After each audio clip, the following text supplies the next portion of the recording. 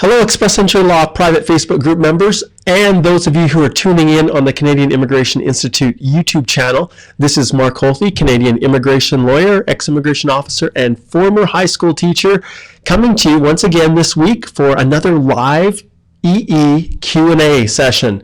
So this is where I answer individuals' questions live related to Express Entry, and those of you who are smart enough to send your questions in via email and who indicated right here, EE Live Q&A in the subject line, you just might get your questions answered right off the bat first here. Especially those of you who are tuning in via YouTube. That's the best way probably to get your questions answered if you're not able to connect via Facebook.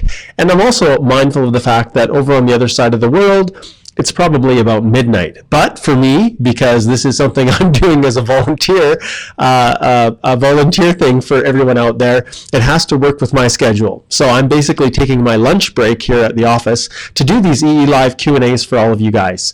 So hope that you like what we've got in store here.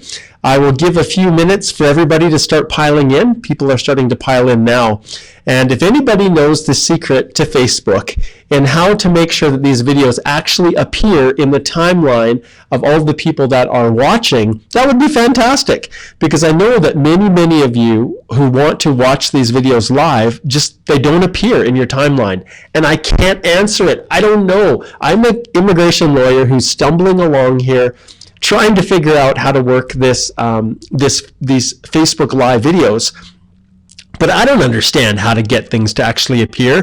Facebook has taken care of all of the organic growth, so nothing seems to be shared organically anymore. And that's why I had to create the Canadian Immigration Institute YouTube channel. So if anyone from Facebook is watching this, understand that the way you have things set up really sucks. And at the end of the day, if you truly want to allow for engagement and making the world a better place, this thing that I'm doing right here, right now, there is no better place for engagement and getting people talking and whatever. But if that doesn't fit with your philosophy, that's fine. But boy, it sure is frustrating when I do these videos and everybody within my 120,000 strong members of the Express Entry Law private Facebook group don't even see this on their timeline. So those of you who are watching it, you can always go back. If you've seen it here in our Express Entry Law, in the stream, the thread that is displayed in your particular Facebook, your timeline, know that you can always go back and see all of the previous episodes because they're all on YouTube. So Facebook, figure it out, I guess. Anyways, at this stage, I just want to extend a welcome to all of you who are tuning in from all over the world. Make sure that you comment where you're from, because I'd love to hear where you guys are tuning in from. All right? And also, you'll see there's this weird little thing that eCam does now. So if you want me to be able to see your comment live right in front of me and figure out who you are, then just take the steps that you need to connect, and then I'll be able to see exactly who you are without having to go back the old school way and actually watch my own video, which is often a little bit delayed. But anyways, that's kind of where we're at. I see someone's from Pakistan, and now I'm going to jump into my own Facebook page here in the background on my desktop just so that I can follow along with everybody. Let's see if Facebook lets me see my own video. That's the question of all questions. Hey, there it is. I guess I can. Okay, so I'm going to tune in here. Okay, we see Zishan is from Pakistan. Hi, Zishan. Good to see you, my friend. Vesha, there she is. Vesha from Trinidad. Hello, welcome. I just had an awesome consult with Vesha today. Great. Okay, so we've got a couple comments here.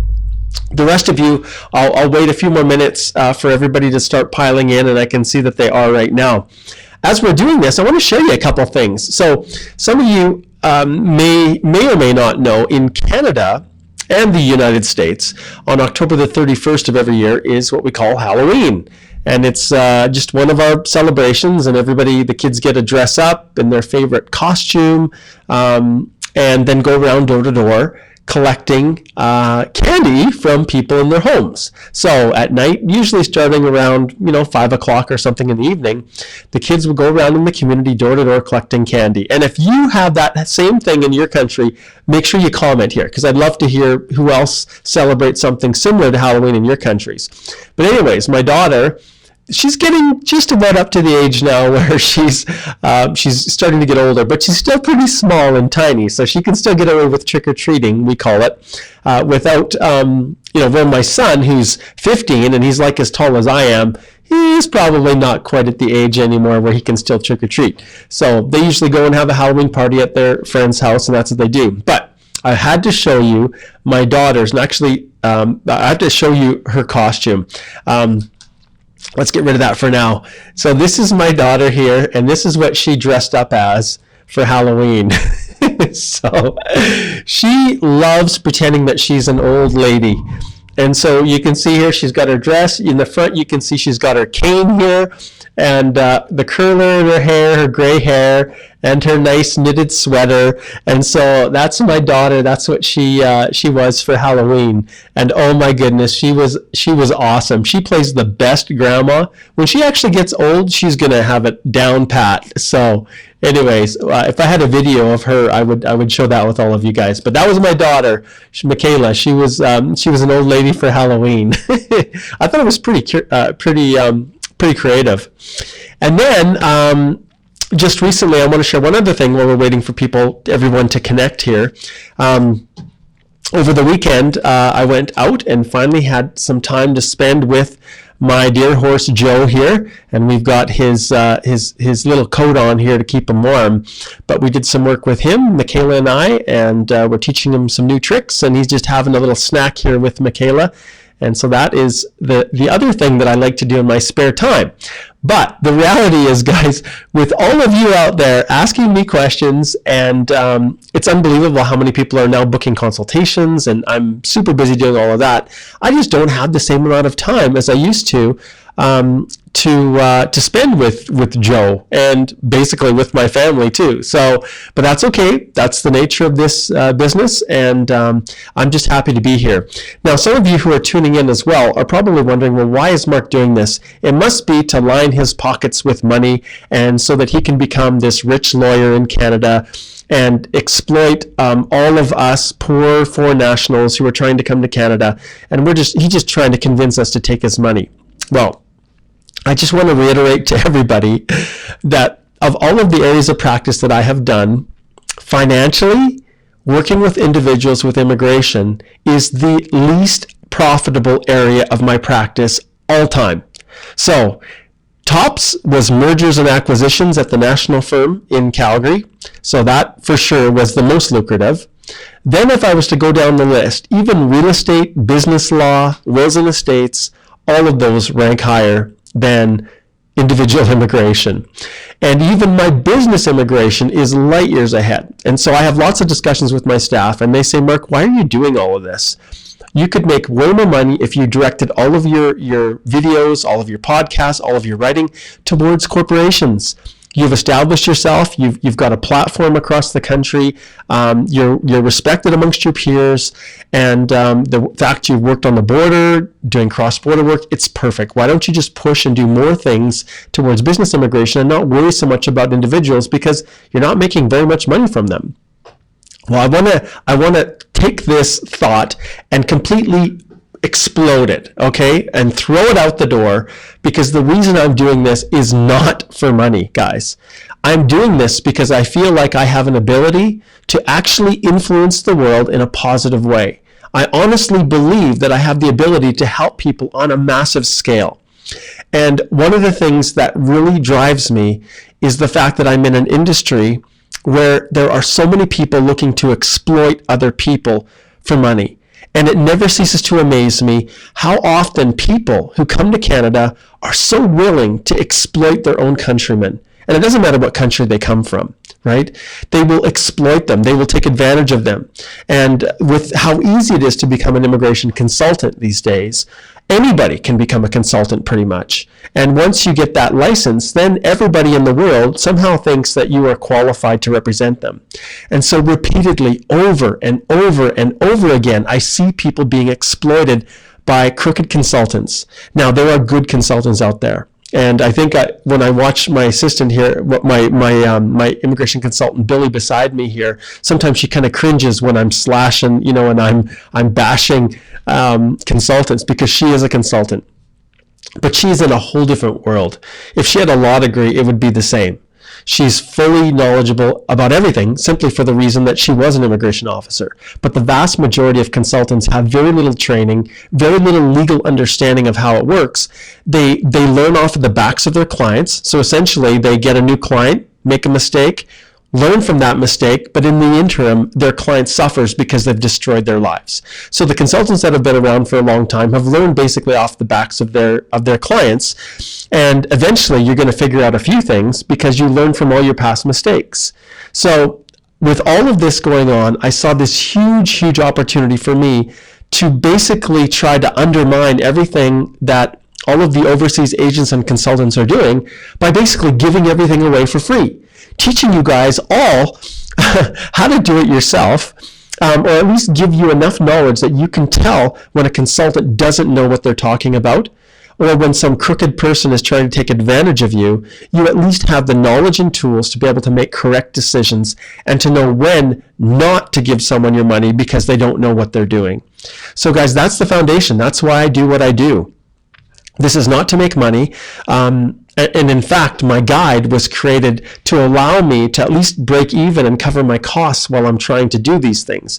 And right now, it took a long time for people to trust me. It took a long time for people to actually believe that the guide actually helps, and that all of the things that I'm teaching and sharing are all nicely packaged in this awesome little guide that teaches you how to do and actually fill out the forms. It's a video of me demonstrating what to put in each section and why to put something in there and what not to avoid and what to avoid. All of those tips and strategies are all laced throughout that guide.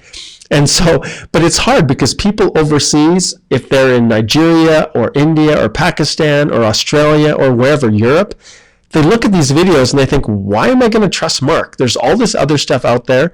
Well, slowly over time, it's happening. And now more and more people are realizing that it's actually worthwhile. And the information I have in there is some of the best information that I have. In fact, a lot of the Q&As that I've created are only in that Express Entry Complete Step-by-Step Guide. And guys, what I'm talking about, if I can find it here, is this right here. So it's this complete step-by-step guide to doing it yourself. And you guys can find it. I've talked about it all the time. All you have to do is go to the CanadianImmigrationInstitute.com website, and it'll take you there. And so that is why I do what I do. The guide helps me to continue doing this, but it has been, the response to it has been unbelievable. And so I'm going to keep doing this because you guys have shown me that it's worth it. Not just for money, because that's not what's driving the ship, but just the appreciation, the thanks that I get. Almost every single day, I get an email unsolicited from someone saying, thanks, Mark, I've watched your videos on YouTube, or thanks so much for everything that you've been doing. And I'll be honest, I no longer have time to answer every individual question in the group. It's not possible. In fact, when I was trying to do it, it was actually undermining my ability to sustain my practice and pay, actually feeding my own family. And so I had to back off. So now these videos are your opportunity to ask me questions direct, for me to answer them.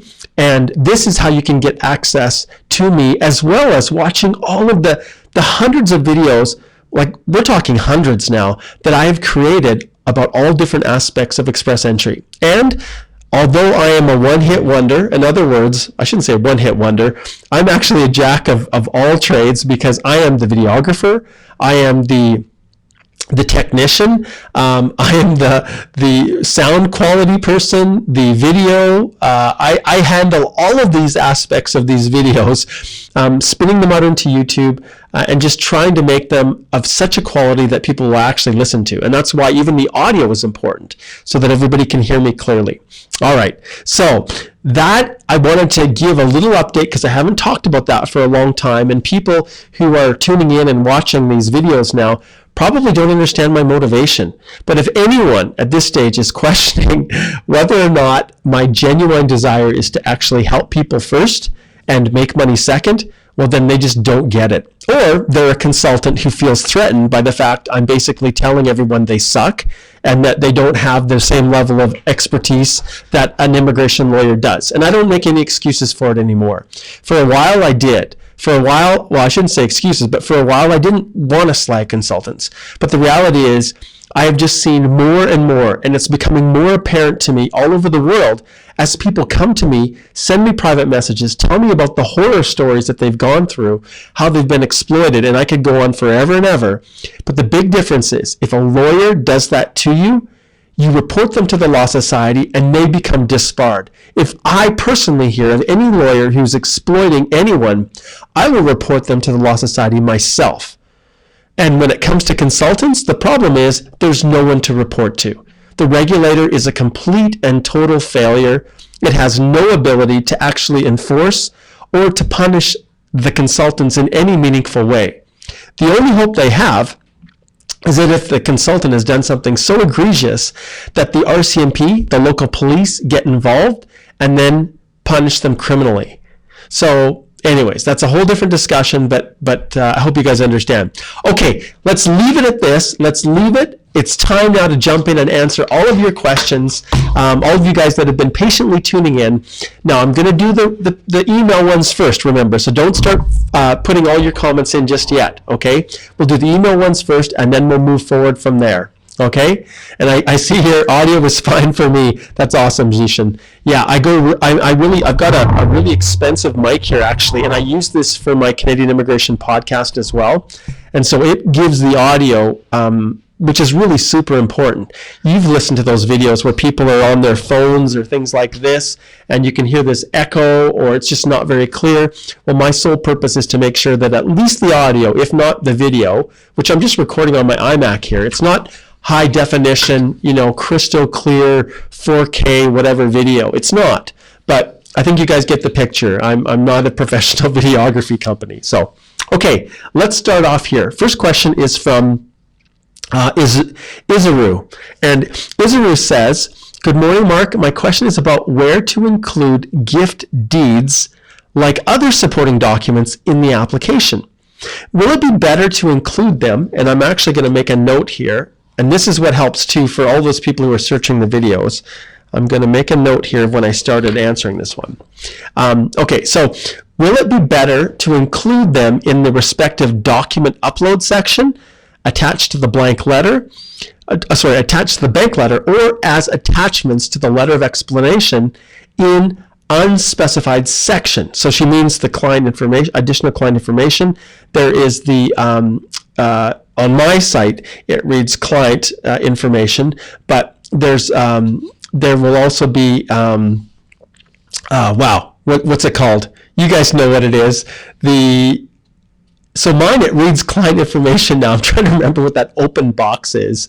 It's basically the box for additional information. And you guys can see this is live, right? I have to be totally on my game. I have to understand and be sharp.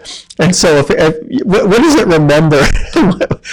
You guys can remind me what the section is called. It's completely escaped me. Within the document checklist, mine reads client information now, but before it used to be like additional information or something like that. Anyways, okay, so locking back in on the question here. The question relates to what do you do for your letters of explanation? That's what it is. LOE. Thank you. There, Raju says. That's so funny. Thanks, Raju. You totally saved me. The letter of explanation section, the LOE section that everybody talks about. Is it better to include it in that section, your additional information, or include it in the specific section for whatever the document is you're explaining? That's what Israel is asking. And in this case, she's asking about the gift deed. Where do you do it? I personally always upload it together with the document in one bundled PDF. And I do that because it just makes more sense to me. If I was an officer and I was looking at certain documents, I would like it combined with the documents that it's referring to. So I have a tendency to do that. But sometimes the document or the explanation that you have relates to information in your Express Entry eAPR. And if it's related to strictly information or the ways in which you've answered questions, then obviously it's going to go in the letter of explanation section, or it's going to go in, client information, whatever. That section, the open space that's not linked or locked to any other requirement that the government has. It's the place where you can explain things. So if it's information, it goes into that general box. If it's something specific to a document you're uploading, I always like to include it at the beginning. But I'll let you guys in on one secret, okay? The secret is, ultimately, it makes no difference. And there are a number of different ways that you can do it. The key is just that you make sure you explain in a way that an officer would understand. So, I'm just giving you my preference, but it's up to you guys what you would like to do. Okay, Isru, great question. All right. The next one here, and I put this one up just for reference, and I'm going to make a note of the time here, even though for this one I'm not specifically going to answer it.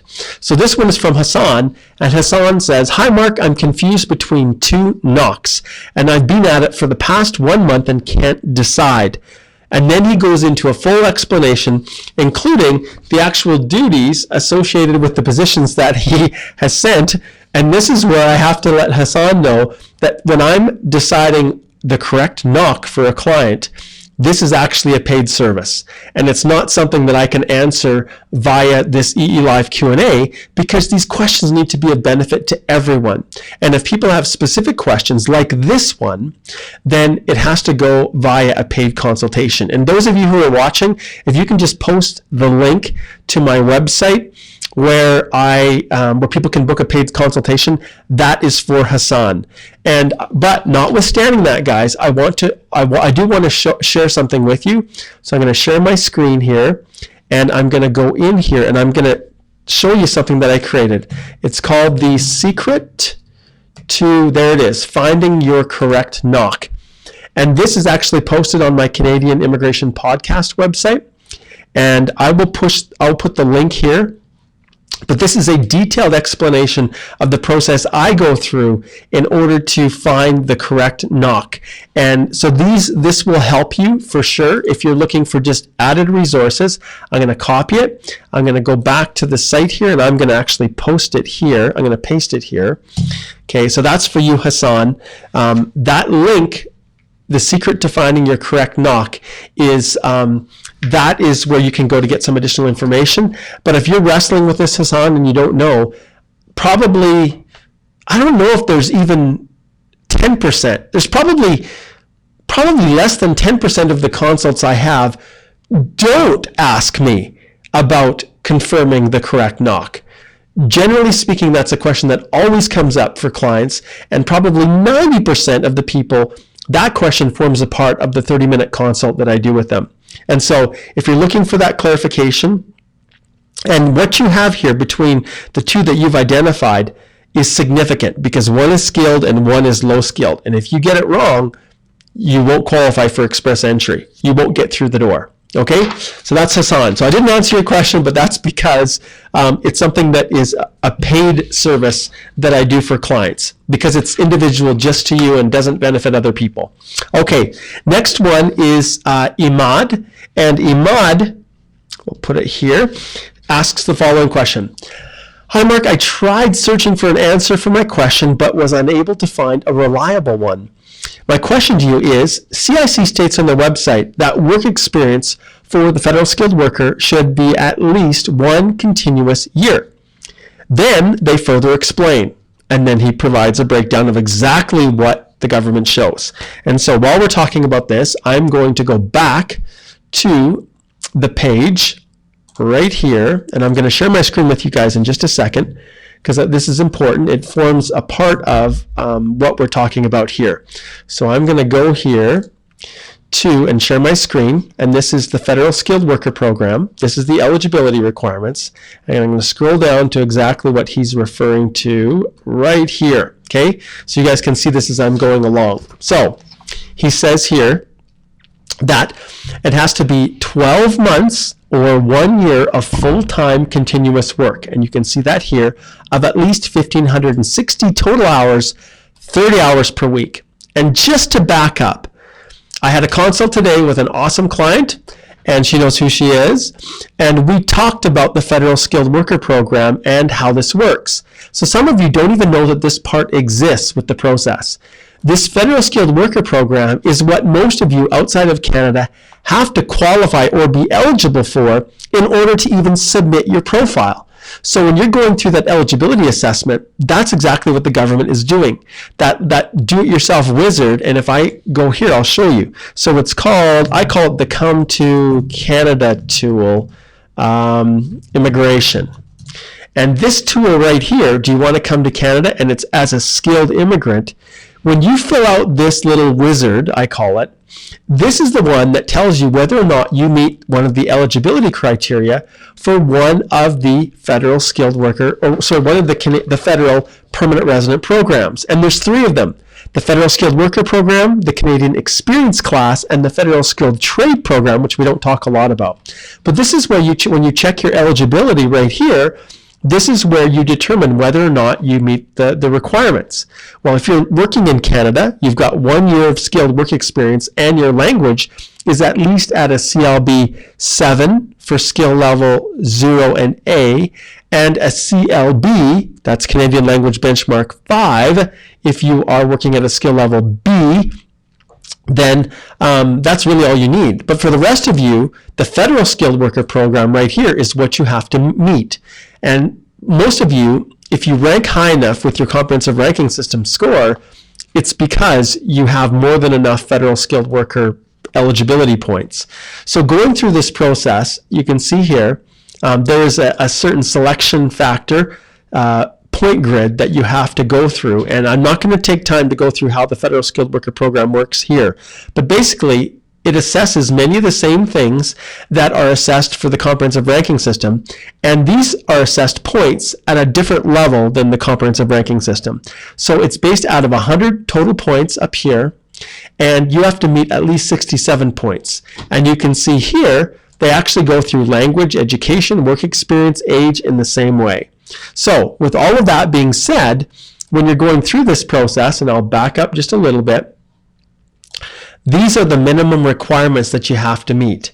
So as we go through here, and back to Imad's question, at least 1 year of continuous work, or 1,500 total hours for that year, 30 hours per week, and then this is how you can accumulate it. Full-time at one job, equal amounts in part-time. So essentially you're working 2 full years to show that you've met the minimum 1 year continuous full-time skilled, or you can work multiple jobs at the same time, part-time in one, part-time in another, but they have to all be in, right up here, your primary knock, so the same type of job.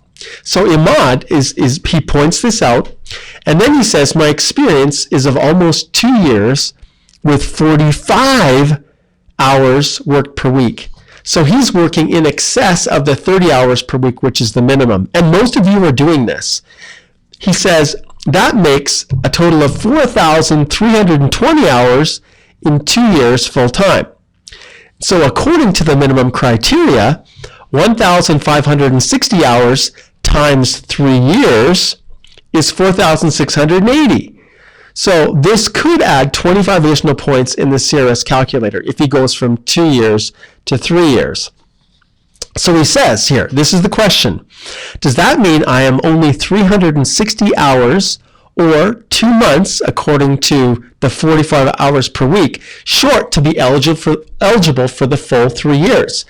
So the question is, can you accumulate your years of experience faster if you work more than 30 hours per week? The answer is no. You can't. And so the reality is, when you're, you can see the answer is right here. We don't count any hours you work above 30 hours a week. So you can't actually work more hours to shorten the time period so that you can claim more years of experience just because you've worked more hours. So I won't go into the actual regulations, but understand the answer for this question, Imad, is no. You actually need to work the actual time, even if your hours are in excess of what you normally would. Okay? But that's a fantastic question. I love it. Great one. Okay, the next question here comes from Aza. And I'm just going to make sure I don't have anything blocking. Okay, yeah, sometimes I do. Okay, this question is from Aza. And Aza, and we'll make a note here of the time again. Asa says, my name is Asa, and I'm from Pakistan. My score is 435 with the CLB9, which is 8777. 8 in listening, 7 in all the other IELTS scores. That gives you a CLB9. So after multiple IELTS attempts, and I am not hoping for it to get better than this, so she's maxed out. When do you expect the score to go down to 435? Or should I try for PNP? My knock is related to marketing and advertising. Okay, so Asa, your basic question here is, do I think the comprehensive ranking system is going to result in a draw that is lower than 440, and in fact that gets down to 435? I can tell you right now, with the number of people that are in the queue, I seriously doubt, unless there's some change with Express Entry. In other words, they open up a huge draw of people because they're under their quota, or they make a change to the actual the comprehensive ranking system human capital factors. Maybe they adjust it so that there's no longer points for siblings, or they decide to remove the points for spouses. Remove the points, I should say, for French speaking. If they were to do something like that, maybe it would result in the score going down. But as it is, I personally don't see the score dropping below 440, at least not right now. All right. So yes, you need to pursue the PNPs, and I know that I should probably do a video on it. The frustrating aspect of these PNPs, guys, is that by the time I do the video, the shelf life for that video is only going to be a month or 2 months, and then I'm going to have to take it down, because each of the PNPs across the country, the provincial nominee programs, their programs change all the time. Where, for example, the Saskatchewan program, they had the occupation in demand, where they would open it up, and whoever was the first to get it submitted wins, essentially. But then they went to an expression of interest, so they changed it. And then I take the Nova Scotia PNP and their program, the one that they have in Category B for those who don't have job offers. Right now it is still a race to the finish, but it's closed. So when it opens up, everybody's racing madly. But all of the PNPs are all changing. The Alberta one just changed to the Alberta Opportunity Stream earlier this year. The BC PNP, it's always modifying and fluctuating depending upon the needs of the province. So PNP programs are not something that I spend a lot of time with because they only benefit so very, very few people, very few. When you think about all of the nominations that happen, very few go through the PNPs. And so my goal is to produce things that actually benefit the most people. All right? Okay, great question, Asa. Last one. So you guys that are patient, that are here watching live, are going to be rewarded because this is the last email that I'm going to do today.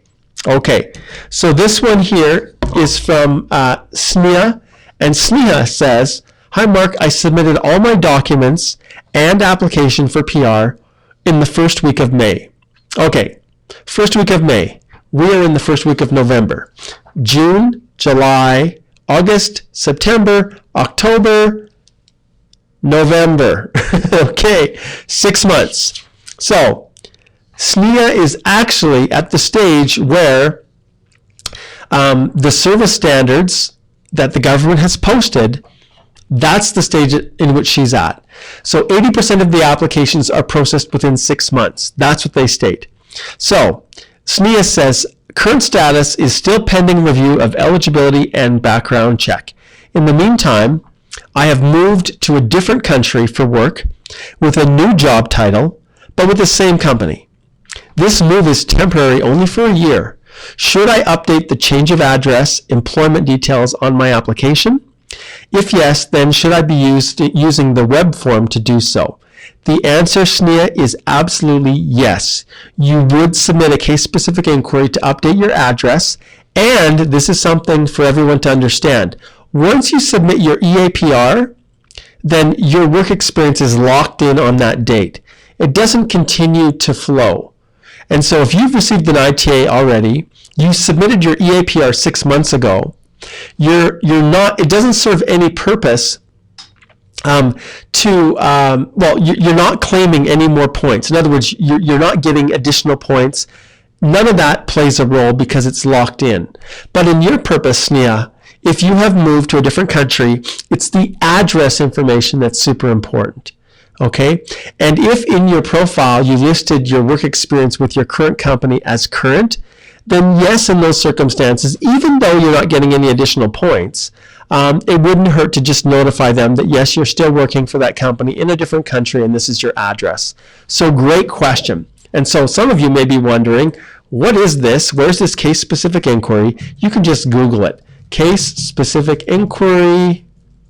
And it already comes up here. You can put in IRCC, which is the new acronym, Immigration, Refugees, and Citizenship Canada, or CIC, the old one, Citizenship and Immigration Canada, still works. And so, IRCC web form, this is the one. And you just follow the instructions and complete everything. Once you've completed all the answers, there's an ability to then click on Next, where you will be able to upload any information that you want to provide. But this is the main way that you communicate with the government. And I'll just make a copy of this. For those of you who are watching on YouTube, you can just search for it. But those who are watching live, I'll just jump back here and I will post it into the comment section as soon as I lift this up. So that is where the case-specific inquiry is. See if I can get it in there. And it didn't copy it. Let's go back and let's try to copy it again. Oh, because it only copied the one part of it. That's why. All right, we'll stick this in here for everybody. There is the link. Okay, so Sneha, if you are watching this live, you can get the link right there, but I suspect you probably already know where it is. All right, great, guys. Great questions. Excellent. Now is the time, dun, dun, dun, dun, where I will answer the live questions. And we've got lots of time here. So, okay, let's see. Here we're starting. Sibasish says, how to include wife after the confirmation of permanent residence. Please let me know the documents required, any update required to existing documents of wife. Okay, Sibasish, this is a spousal sponsorship application. This is different than Express Entry.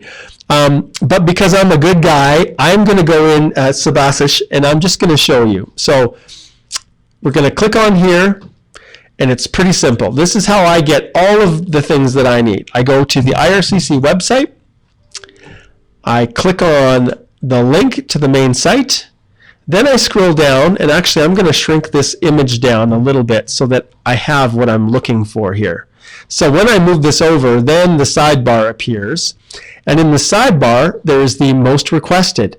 I go to find an application form. It sounds counterintuitive, but this is where I click. If you are looking for a specific form, you can find them all right here. But that's not what I'm looking for. I'm looking for the actual application, and this is where they're listed. Temporary residence, stay in Canada longer, permanent residence, family sponsorship, spouse. Bang. Right there. This is where you go, and I will go in here. I will copy this. I will go back to our page. I will find my good friend Sebasic, and I will reply to yours, and I will stick it in here. Boy, if I had an assistant, this would be so easy. I'd just say, hey, support person, go and show, I'm going to get rid of that. See, I'm learning all the time. Now you can see my mug. Okay, go in, and there you go. Link that for me because I'm trying to talk and link at the same time, and it's not easy. Okay, this is awesome. I love when I'm showing my screen and it's like showing everything. Okay, let's stop that because that's probably going to give people a headache. Okay, next on the list. Okay, if we're scrolling down here, I'll go back and then I'll see if I can find it. And everybody's posting things so quickly that sometimes it's hard to even see who asked the last question. Okay, let's go here. Okay, Sohan says, are there any disadvantages for Knox skill level B experience over skill level A in Express Entry? None. All you need to show is that you are a skilled worker. So if you are a food service supervisor at McDonald's, or you are a rocket scientist working for NASA in the US, you're treated the same for immigration purposes. So no issues at all, Sohan. As long as you're skilled and you're meeting the requirements, you're good to go. All right. Next one, Visha says, Mr. Holthy, the system is calculating my work experience for a federal skilled worker as more than 6 years, when in fact I need to claim only 5 years, as it was over a period, but in the same company intermittently. Should I put from 2009 to 2014 in the profile so it counts only 5 years, and explain in a letter of explanation that the 5 years really is until 2017? This is one where your letter of explanation is going to tell it all. So you know, when you put anything you put in the history section, the government is relying on this computer system to calculate your points. And it's an algorithm. It's not a live human being. And so when you have work that is broken up or it's in pieces, the only true way to force it to calculate exactly what you want is to create separate entries for every work history that you want to claim. Then that will result in the computer only recognizing the exact work history that you want. But that's a complete nightmare. You're never going to do that. So what you do is you answer in a way that is as accurate as possible, and then in the letter of explanation section, that's where you detail exactly what you've claimed, why you've claimed it.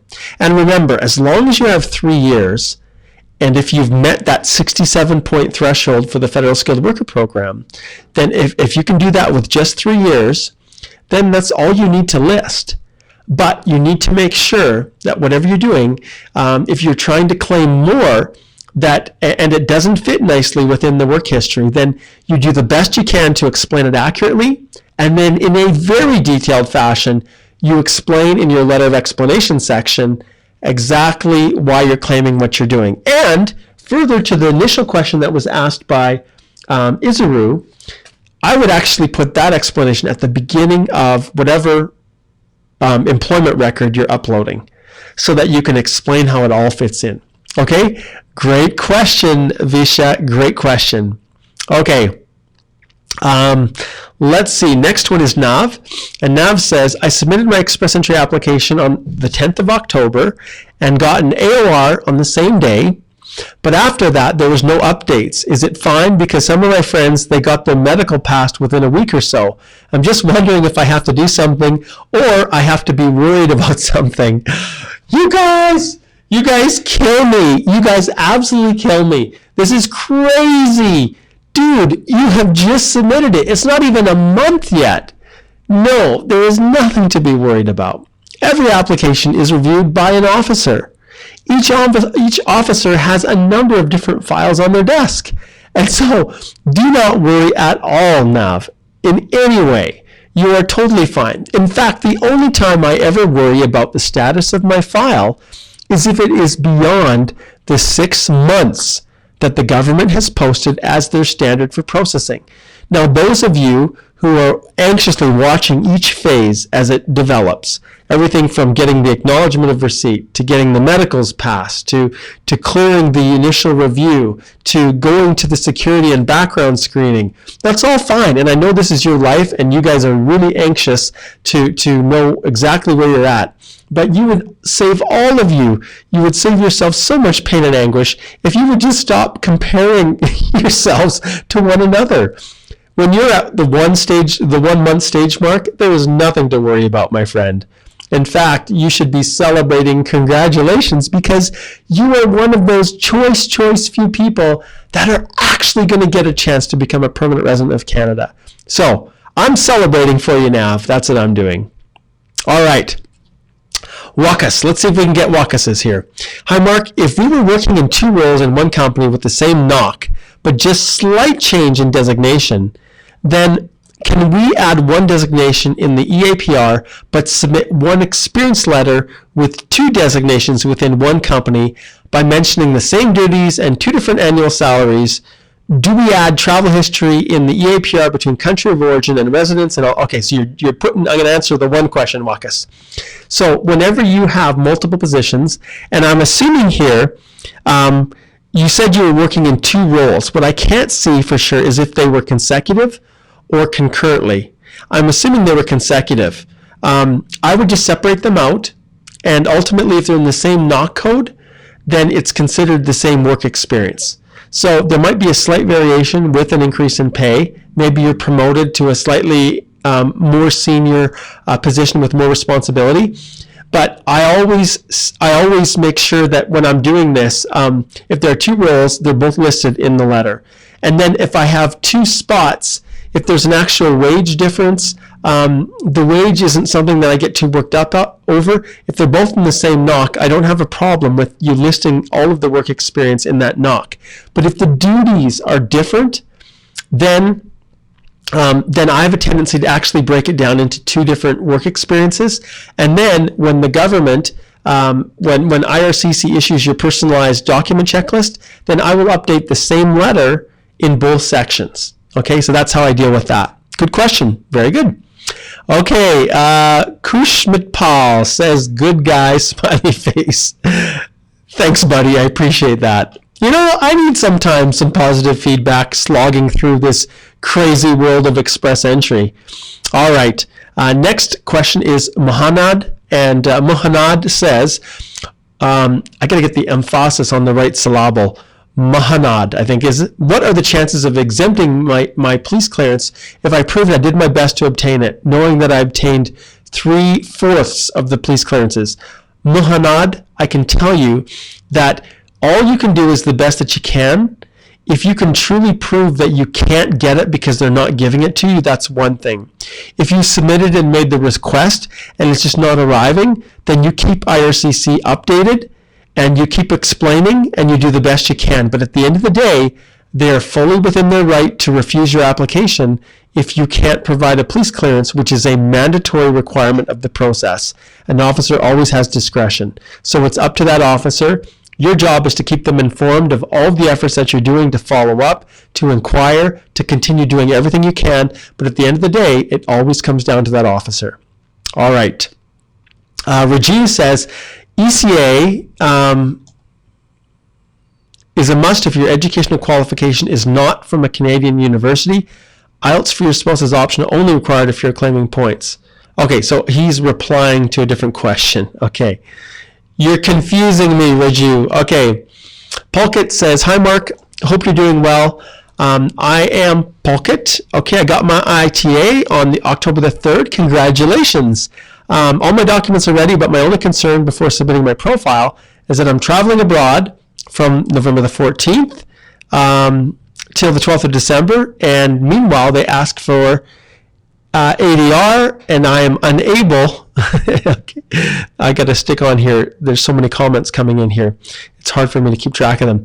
And I'm unable to provide them as I would be traveling. Do they extend time? You can always ask for an extension of time. You can. If you have extenuating circumstances, then you can. But you need to do it immediately, as soon as possible. Like, you have to show that you're taking whatever steps that you need first.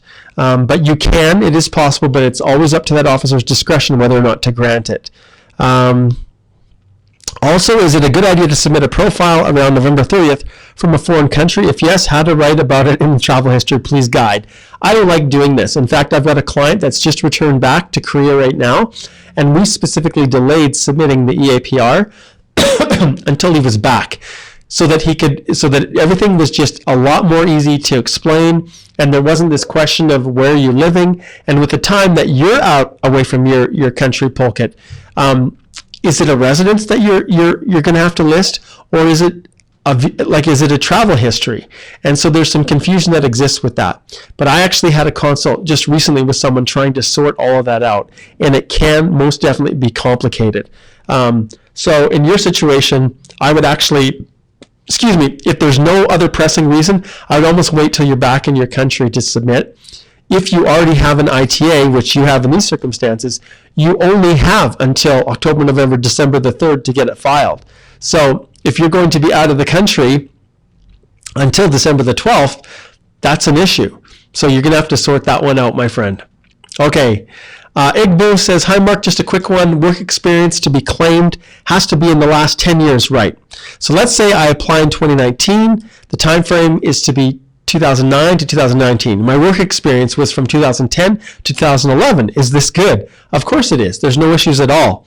And once you submit your eAPR, that's when your work experience locks in. So you're not actually going to be losing time after that. Okay. All right. Susan says, if my son does not have work experience in an A, O, or B category at the moment, but has Canadian qualifications, if he has to leave when his work permit expires and he goes to another country and gets work experience in a B category, would he then qualify for EE if he has all of the requirements? He studied at eStudy. Susan, this is one that's going to require an actual assessment. I can't tell you. There's too many variables as a part of your question. I'd need to understand more. All right. Sorry, Susan. Okay, Nisha, we are claiming points for NOC purchasing manager and have 4 years of purchasing experience, but prior experience is not in purchasing but as a financial manager. Will that affect our process? No. And in your case, Nisha, if you've already met the qualifications for eligibility to the Federal Skilled Worker Program, in other words, with those 4 years, if that's enough to get your 67 points, then you don't have to worry about listing any other work history in your work history section. But of course, you're going to list everything in your personal history in detail, back 10 years. Okay? Shaffin says, please let me know whether I need to follow my travel history of 10 years to a T, as I've misplaced my previous expired passport. Will an approximation of travel dates and countries visited suffice?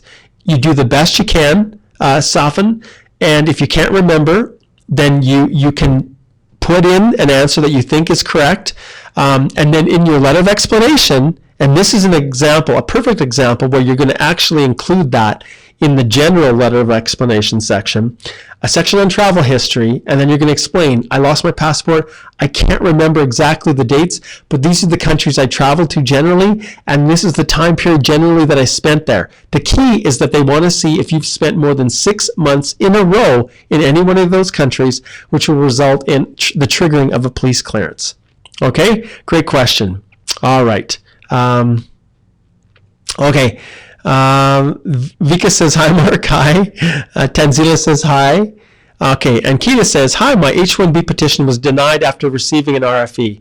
Oh my goodness. You guys, I feel so sorry for you guys in the US who are on H-1B status, who are highly educated, wonderful skilled workers who would truly benefit the US. Well, tell the US to take a hike, because clearly they obviously don't appreciate you like Canada does.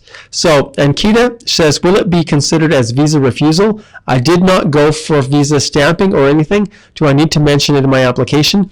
Yes, Ankita, you do. 100% do. Will it affect your application for Express Entry to Canada? No, it will not.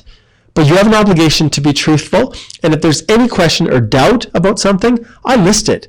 But a prior refusal for a temporary resident application, a temporary visa in a different country, does not impact negatively on an application for permanent residence to Canada. Great, great question, Ankita. And if you have any other assistance you need, we can go through a paid consultation. I can walk you through the whole process. But at the end of the day, understand you are, that's not going to be an issue. And I always err on the side of disclosure because I don't want them coming back, sharing information with the US, finding out that there was an application that was technically refused, and then have them come back and claim that you misrepresented on your application, especially in the statutory declaration section. Okay, Razib says, let's see how we're doing for time here, folks. Dun, dun, dun, dun. It is, okay, we've got a few more minutes and then we're going to wrap this up. Okay, Razib says, I have more than double the required amount in my 401k plan, 27 grand CAD. I have more than minimum cash in my bank, 15,000. I'm planning to buy a car, which might cost 15. However, I'm planning to take a loan to keep my cash intact and paid off from my monthly salary. Is my 401k plan alone going to be sufficient as my proof of funds during my landing? I'm residing in the US now. Yes, Razib, it will. And the reason I say that, and I will go here and I will share my screen with all of you fine folks here. I'm going to go back and let's go to EE completeness check right here. Oh, completeness, there it is. Completeness check. There. Okay, open this up. And then we go here to proof of funds right here. And then I scroll down. And it says right here, applicants should provide an official letter from one or more financial institutions that lists all current bank and investment accounts. the question that you asked was regarding your U.S.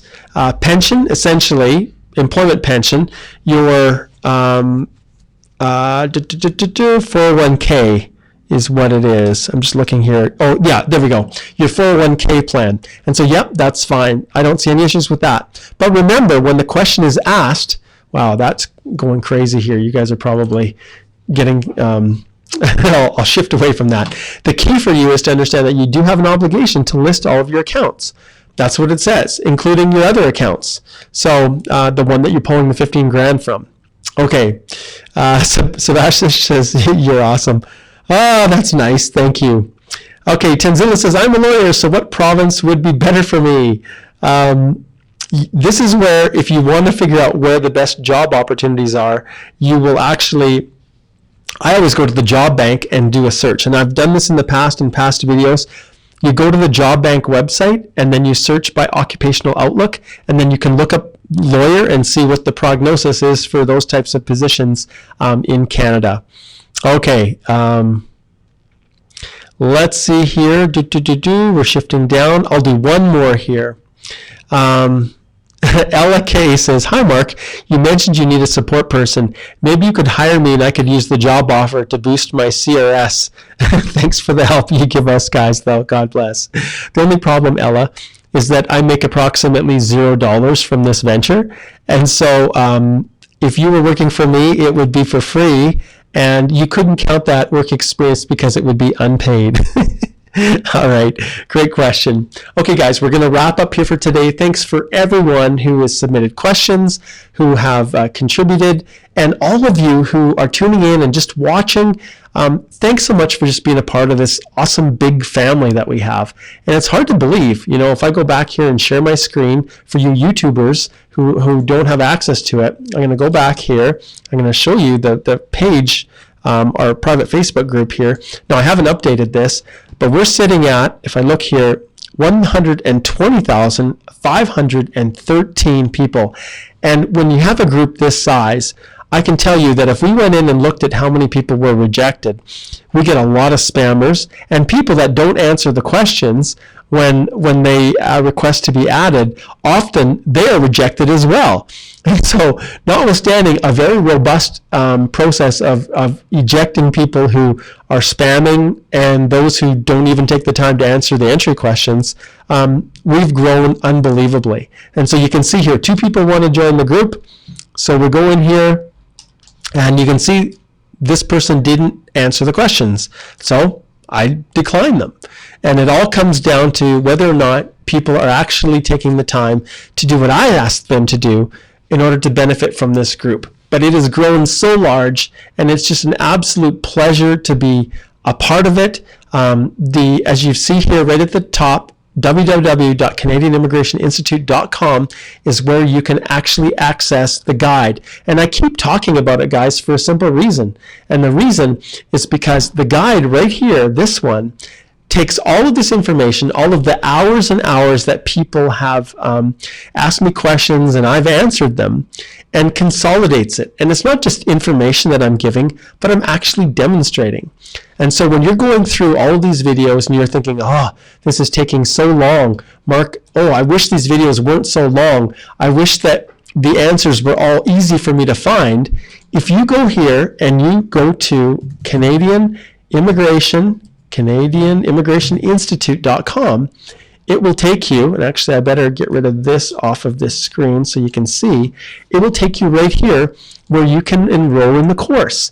And when you click on enroll in course, you've got 2 options here. You can purchase a lifetime access, and I just had a number of people just purchase them just the other day. Or if it's too much for one shot, you can actually break it down, and I've got a payment plan that you can break it down into 87, and it's US dollars over 6 months. And then these are for people who just want to jump in, get some information, stay in as long as I need, maybe 2-3 months, and then get out. And this monthly subscription is $97 a month. And so all you do is you just click on here and enroll in the course, and you have access to it. But I'm going to show you guys, I'm going to click on here, already enrolled, and this is what you see. So when you're going through this, it has sections on everything. And I've went through and updated everything just recently, all the way up to lesson 22, and now I'm working through all of the eAPR portion to update it. Now all of the information continues to be 100% accurate. Nothing has changed, but the visual, the way that Express Entry has been adjusted and modified, there's some aspects of the questions, the way they look, that's a little bit different. So I'm going through and updating them. But it is really difficult because I have to keep my client information confidential, and that takes a long time going back and redacting portions of it. So it's taking me a little bit longer. But this is awesome for sure. And it goes all the way through even to the document checklist, which has tons of information in here that's all designed, including sample documents and a detailed explanation, which I have just recently done, a detailed explanation on how to answer all of these. I'm just going to pause this here. How to complete this information when you're answering the questions, and also links to other resources and tips and strategies on changes that the government has made, as well as a sample list of some of the most common documents that they give. And then I finish off with actual samples of the documents that people commonly are looking for. Gift deeds, reference letters, samples, everything else, what your medical examination should look like, and all of that's a part of this. But you'd think, okay, well that's pretty good, but is that it? Well, the answer is no, it's not. And even more so than this, those of you who are searching all over the place trying to find information, at the end here, I have a member resource section, and it is absolutely full of past videos. And for many of these general information ones, work experience, language, these first ones, these are member access only. So members of the Canadian Immigration Institute are the only ones that have access to these videos, including how to claim work experience for Express Entry. This is one of my favorite ones. And you'd think, okay, well, what is this? Well, this video right here, I can tell you, actually goes through even more depth all of the things I talk about, reference letters and work experience. And what if my employer isn't able to give me a reference letter? What do I do? All of this here is all embedded in this member-only video. And so I just wanted to share all of that with you guys who are wondering about this. And so anyways, I've blithered on enough about all of this, but I just wanted to share that with you guys and let you know that that's always there at a fraction of the cost that you would pay anyone else. And also, if you're considering hiring an agent in your country, or a consultant, or a lawyer, and just not sure if they really know what they're talking about, pay the whatever $97 for a month access. Watch the videos, educate yourself, and then if you really feel like you need to trust someone, well, obviously I'd rather have you hire me and I can help you. But if you want to hire someone local where you're at, then at least you'll be educated and you will know whether or not they know what they're talking about. And there's lots of tips and strategies in there to help you to know whether you're eligible, to help you know how to submit everything, and basically go from there. So there you have it, guys. It's there, it's yours, and I created it for all of you. Okay, this is Mark Holthe, Canadian immigration lawyer, ex-immigration officer, and former high school teacher, signing off, looking at my clock, realizing I need to get back to my client work, and I wish all of you guys all the very best as you navigate this crazy world that we all call Express Entry. Take care.